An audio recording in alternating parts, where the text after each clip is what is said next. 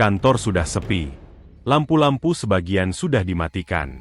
AC masih menyala, tapi hawa di ruangan terasa berbeda. Lembur malam itu harusnya biasa saja. Tapi malam itu, ternyata bukan malam biasa.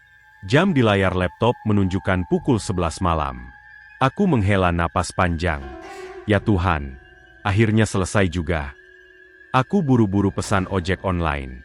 Driver menerima dan estimasi tiba 10 menit. Tapi 10 menit jadi 20 menit. 20 menit jadi 45 menit. Dan tepat pukul 12 malam, dia baru sampai. Dari kaca kantor, aku melihatnya. Motor hitam. Lampu redup. Pengendara pakai jaket hitam tipis. Anehnya, dia tidak menoleh ke arah pintu kantor. Dia hanya diam. Duduk tegak. Menghadap lurus ke depan. Seperti menunggu sesuatu. Aku naik ke motor. Maaf lama ya bang. Dia tidak menjawab. Hanya mengangguk pelan. Begitu motor jalan, aku langsung merasa ada yang aneh. Angin malam Surabaya memang dingin.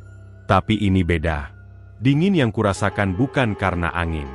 Itu, dingin dari tubuhnya. Dari punggungnya. Aku refleks memegang jaketnya karena takut jatuh. Dan saat tanganku menyentuh jaket tipis itu, aku langsung merinding dan terasa dingin. Bukan dingin biasa. Dingin seperti memegang besi yang lama ditinggal di ruang mayat. Dingin seperti kulit orang yang sudah tidak bernyawa. Aku buru-buru menarik tanganku sedikit. Tapi tetap butuh pegangan. Anehnya, dia tidak bereaksi. Seolah dia tidak merasa ada sentuhan. Seolah tubuhnya bukan tubuh manusia. Sepanjang jalan dia tidak bicara. Tidak batuk. Tidak menghela napas. Tidak bergerak sedikit pun. Bahkan bayangannya di aspal terasa aneh. Kami mendekati kampungku. Di depan ada pertigaan. Belok kanan menuju rumahku. Belok kiri menuju kuburan. Dan lurus menuju sawah kosong. Aku sudah siap bilang, "Bang, belok kanan ya." Tapi sebelum aku bicara, dia membelok ke kiri. Ke arah kuburan. Jantungku langsung berdebar keras. "Bang, jalannya salah itu." Dia tidak menjawab. Motor tetap melaju pelan. Lampu jalan di arah kuburan memang lebih redup. Hanya beberapa bohlam kuning tua. Udara semakin dingin. Dan aku mulai mencium bau. Bau tanah basah dan bau bunga melati. Dan bau seperti kain kafan lama. Aku panik, lalu mulai membaca Yasin dalam hati dengan tangan yang gemetar. Begitu aku mulai doa, motor mendadak melambat dan aku melihat kepalanya sedikit miring.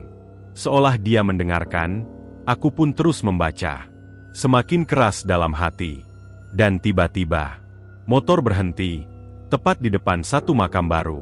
Tanahnya masih merah. Ada papan kayu putih. Tertulis jelas dengan nama, Suranto. Jantungku hampir copot. Dia mengangkat tangannya lalu menunjuk ke makam itu. Tangannya tampak pucat, dengan pucat kebiruan. Aku memberanikan diri melihat wajahnya lewat kaca spion. Dan saat itulah, aku sadar. Wajahnya pucat dengan tatapan mata kosong. Tidak berkedip. Bibirnya kebiruan, seperti orang yang lama terendam air. Aku ingin turun. Tapi kakiku seperti mati rasa. Motor tiba-tiba hidup lagi. Dan kali ini, dia berbalik arah. Ke jalan rumahku. Tanpa aku suruh. Sampai depan rumah. Aku langsung turun. Tanganku gemetar saat menyerahkan uang. "Bang, itu tadi, kuburan siapa?" Dia hanya diam dengan helm yang masih terpasang. Pelan, dia membuka helmnya. Dan untuk pertama kalinya, aku melihat wajahnya jelas. Wajah itu adalah wajah di foto nisan tadi. Dia tersenyum tipis sambil berkata pelan, "Itu kuburan saya, Neng." Suaranya tidak seperti suara orang hidup. Seperti suara dari dalam sumur. Aku langsung lari masuk rumah. Mengunci pintu. Jantungku seperti mau pecah. Aku pikir itu selesai. Ternyata belum. Paginya, aku buka aplikasi ojek. Riwayat perjalanan semalam. Tidak ada. Tidak ada nama driver. Tidak ada transaksi. Tidak ada pembayaran. Seolah aku tidak pernah naik ojek. Aku gemetar. Siang itu aku nekat ke kuburan. Makam itu masih ada. Suranto. Tanggal wafatnya 3 hari yang lalu. Malam berikutnya, jam 12 tepat. Ponselku berbunyi dengan notifikasi. Driver Anda telah tiba. Padahal aku tidak pesan. Jendela kamarku menghadap jalan. Aku tidak mau melihat. Tapi rasa penasaran mengalahkan. Aku mengintip. Motor hitam itu diam. Mesinnya hidup. Tapi tidak ada orang di atasnya. Lalu, spionnya bergerak sendiri, menghadap ke arah jendelaku. Dan aku melihat pantulan wajahnya, tersenyum. Sejak malam itu, aku tidak pernah pulang lewat jam 10 lagi. Karena kadang, jika malam terlalu sunyi, aku masih mendengar suara motor berhenti di depan rumah.